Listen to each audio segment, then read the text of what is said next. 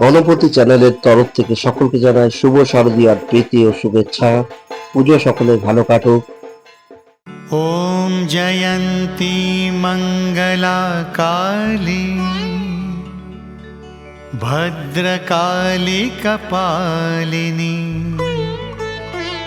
দুর্গা ক্ষমা শিবা ধাত্রী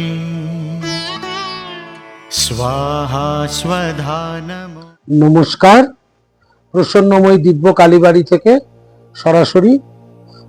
আজকে চতুর্থী, তাই আজ মা কুষ্মান্ডার কথা আপনাদের কাছে বলতে এসেছি। কুষ্মান্ডা দেবী একটু রহস্যময়, বিভিন্ন জায়গায় বিভিন্ন কথা তার সম্পর্কে শোনা যায়।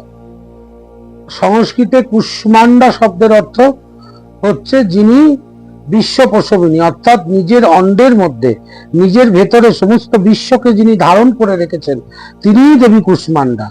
তিনি আমাদের সকলকে ধৈর্য, বল এবং শৌর্য দান করেন। নবরাত্রি চতুর্থ দিনে তার আরাধনা হয়।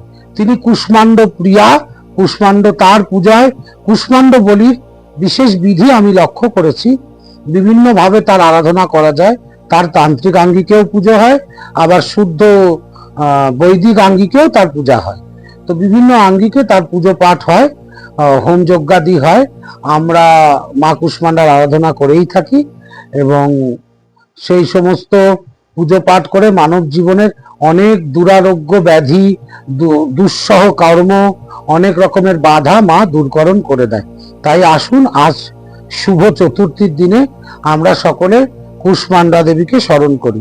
যারা নবরাত্রিক ব্রত ধারণ করেছেন তারা আজ কুষ্মান্ডা দেবীর অবশ্য অর্চন করবেন। যার গুরু ও উপদিষ্ট পুরস্চরণের ব্রতী হয়েছেন তারা অবশ্যই পুরস্চরণ করবেন। যারা এমনি মায়ের নবরাত্রিক ব্রত ধারণ করেছেন তারা কুষ্মান্ডা দেবীর অর্চনা করুন, পূজা করুন এবং মাকে স্মরণ মনন করুন। সর্বোপরি যারা কোনো ব্রত আদি ধারণ করেননি তারা মাকে স্মরণ করুন। স্মরণ করা মাত্রই তিনি আমাদের করুণা করেন। তিনি এতটাই করুণাময়। জয় মা তারা, জয় মা কুষ্মান্ডা।